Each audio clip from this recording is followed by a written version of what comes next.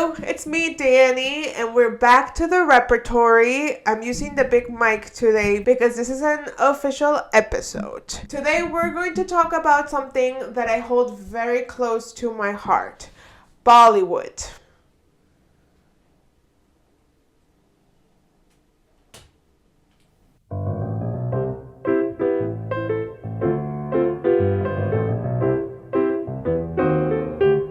How did I come across Bollywood? Well, here is the very long story. This story begins with telenovelas, soap operas. American broadcast TV is weird because their weekday prime time is made up of reality TV and other shows, I guess. In Mexico, our broadcast weekday prime time is made up of telenovelas, and just telenovelas. And it was a ritual to sit down with our grandmother and watch the telenovela. The one at 6, the one at 7, the one at 8, and sometimes the one at 9. Here in the US, there's two Spanish-speaking broadcast channels, Telemundo and Univision. In my household, we watch Univision because it caters to Mexican people and is linked to Televisa, the monopoly of Mexican television. Both Televisa and Univision follow the Mexican pattern of television. Their prime time is made up of telenovelas. Now, before streaming services, it was also a ritual here in the US to come from school, eat dinner, and then we would sit down and watch the telenovela. Sometimes Univision and even Telemundo would purchase international telenovelas, mainly from Brazil. In 2009, Univision bought India, a Brazilian telenovela that tells the story of Rash, this Indian guy that moves to Brazil to go to school, I guess, and gets engaged to a Brazilian woman. And they go to India to meet Rash's parents and get married. And surprise, surprise, Rash's parents are not impressed with this engagement, and instead they engage Rash to an Indian woman who is also planning to elope with another Indian guy of lower caste. Pure drama. Astonishing to watch. The scenery and the costumes were beautiful. The telenovela was a little stereotypical in its depiction of India, but it was 2009 and times were different, and it was still a really good telenovela. Now, India used in its soundtrack songs from actual Bollywood films.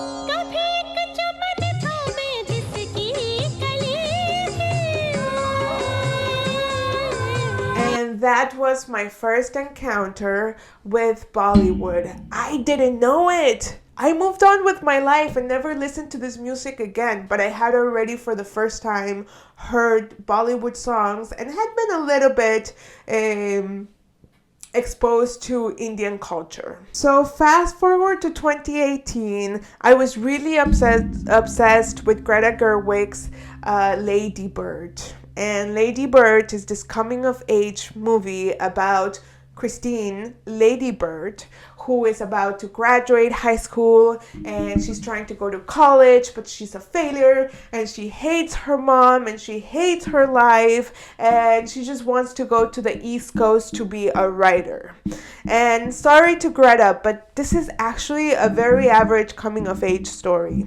But I really bought into the idea that I could be Lady Bird, that I could be a privileged white girl and go to the East Coast and go to college and move away from my home, and I was gonna be a writer and life was gonna be great. And then in 2018, just a year after graduating high school, I was going to go live my white girl dream, and I was going to go to New York. And on my way to New York, I got detained in Ohio by the Border Patrol.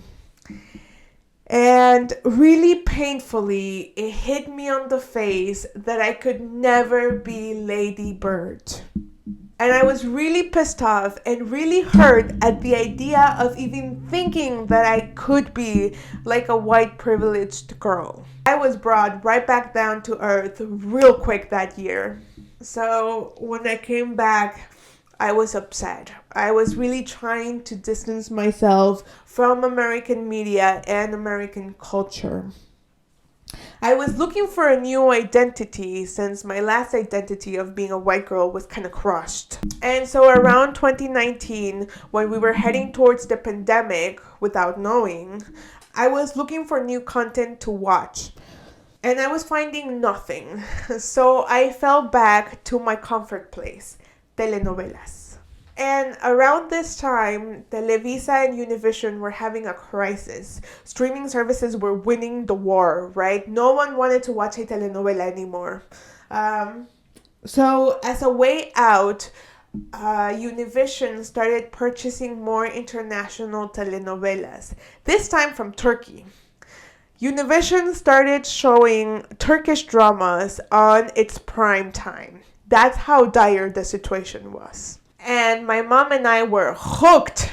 Mind you, this was during the pandemic. We had nothing to do. So we would sit down religiously on the evenings to watch a Turkish drama. We watched Magnificent Century. We watched a telenovela called In Between. We watched the most famous one of all, Endless Love, which won an international Emmy. And the last one that we watched was Fatma Gul. Amazing. I cherish those moments.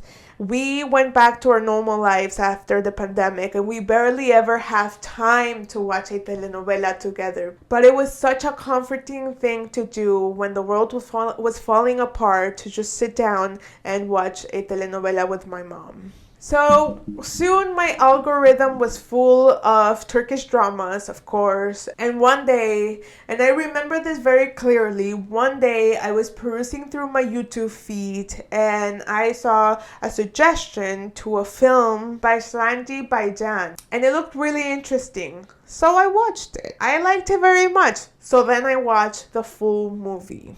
And that was the first full Bollywood movie I ever watched. Pashranji Baijan is this movie and musical about this Pakistani child that travels with her mom to an Indian shrine to ask for her boys back because she lost it after she had an accident that left her mute. And she ends up getting lost in India. And she makes friends with this guy, and the movie turns into this journey to get her back to her parents in Pakistan. Now, for those of you who don't know, there is a lot of conflict between Pakistan and India. And the movie explores how difficult it is to get this child back to her home because of those conflicts. Kuch to bata, zindagi, apna pata, zindagi. It's a great movie. I loved it. I watched it several times, even though it is 2 hours and a half. I found what I was looking for, a way to distance myself from American media and culture. And this doesn't mean that I was adopting the Indian culture or that I was culturally appropriating or indoctrinating or that I was going to change my life or move to India or change my religion or that I was going to hate on America. Don't be stupid.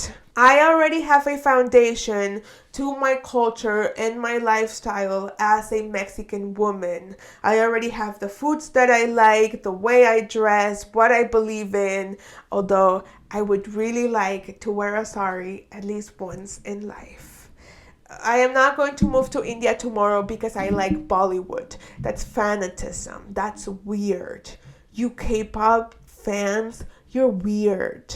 Yet, I found something new to consume. That also helped me find a refuge from the heartbreak I had in 2018. And soon all I was watching was Bollywood films because it is a vast industry and a very well-oiled machine. Now, a few technicalities here. Bollywood only refers to films made in the Hindi language, produced in Mumbai, which before was Bombay. So the word Bollywood is the contraction of Bombay and Wood, obviously named after Hollywood. India is a country with many languages like Tamil, Telugu, Malayalam, and all of those regions have their own film industry. Nepotism is a big part of these industries. Big part. In Bollywood, there's only about 3 families that control the industries. The Khans, the Kapoors, and the Bhatts. And they're all related. Is it a perfect world? No. Is it still worth watching? Yes. So here are some of my favorite picks. First of all, and very importantly, Barfi. Barfi is a really easy way to ease into a new world of films. The director of this film, Anura Basu, has a non-linear storytelling way of making his films, so you really have to pay attention. The film tells the story of Barfi, a Chaplin-like clown character that is mute and deaf. And the movie tells his initial relationship with a wealthy woman that ends up rejecting him because of him being deaf. And how he has to pivot in life and how he kind of finds happiness in that pivot that he has to make.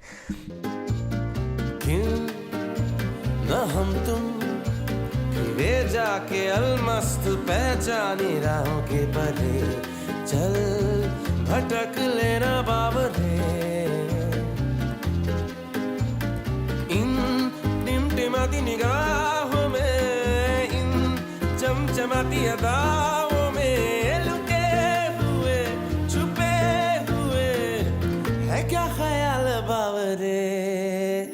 It's a really funny and heartfelt film, and it is the first one that you should watch. Next, you must watch Devdas. It is a classic and it stars Bollywood's biggest film, Shah Rukh Khan, Aishwarya Rai, and Madhuri Dixit. The film is the creation of Sanjay Leelan Bhansali, and he is known for creating classical worlds for his films.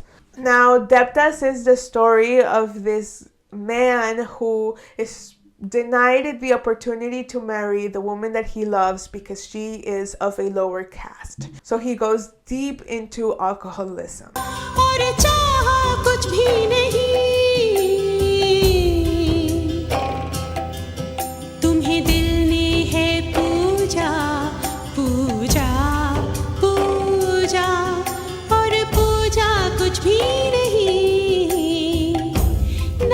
Here is Highway, and Highway is the creation of Imtiaz Ali, and it tells the story of Bira, a girl who on the eve of her marriage gets kidnapped by some petty criminals who have no fucking idea of what they're doing. Now, Veera is a very wealthy but also very naive girl who finds her way and finds some form of freedom while she's kidnapped. The movie is a road trip film and it follows her in finding this freedom through places in India that she has never seen because she's always bound to the rules of the society that she lives in. She makes a friendship with her kidnappers, which, controversial. Yes, controversial. But at the end, she confesses to them that in her family, she's been suffering of sexual assault from one of her uncles. And so it makes once she confesses that, it makes a lot more sense that she is happy to be away from her family and with these kidnappers. And they go through this journey throughout India that shows you a different perspective and a different world of what the country looks like.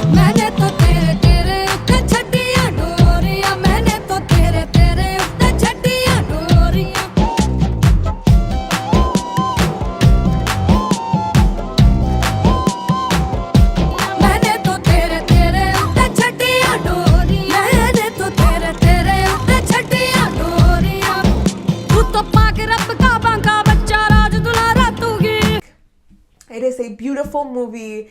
You must watch it. And if you're looking for some drama, some just real life drama, you have to watch Gangubai. And Gangubai is based on a true story of the woman by the same name, Gangubai. It is also the creation of Sanjay Leela Basanli, and it tells the story of this girl that is sold into prostitution, and she suffers a lot, of course, and then she later becomes a politician. And it is like a very realistic depiction of what a politician can be like, but also what can make a politician, and how this woman's journey of suffering leads her to be the way that she is. Because she doesn't do just good things, right? And she's not going to save the world. She's in it for herself, but she's also trying to find a way out for girls that are sold into prostitution. She fights society and she fights her own demons.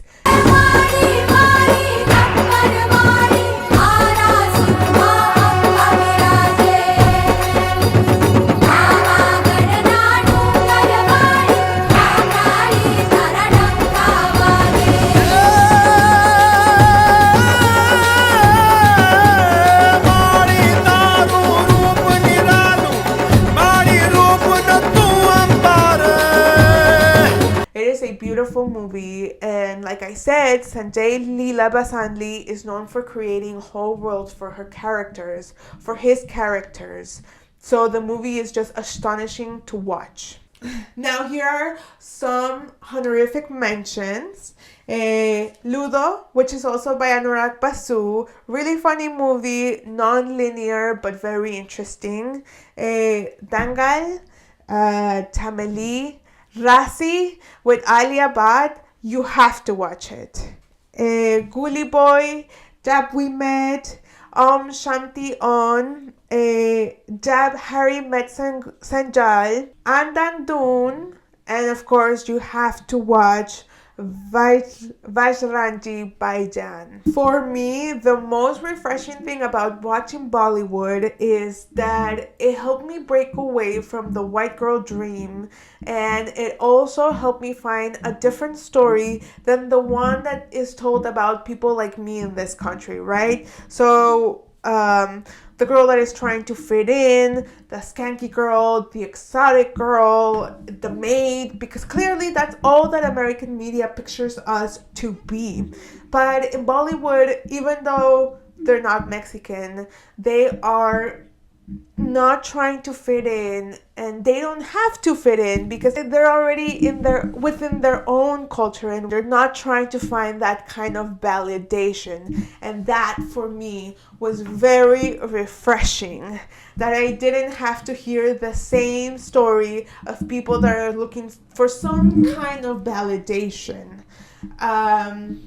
And it was also something that got me out of my comfort zone. So I like to watch the films in their original language and with subtitles.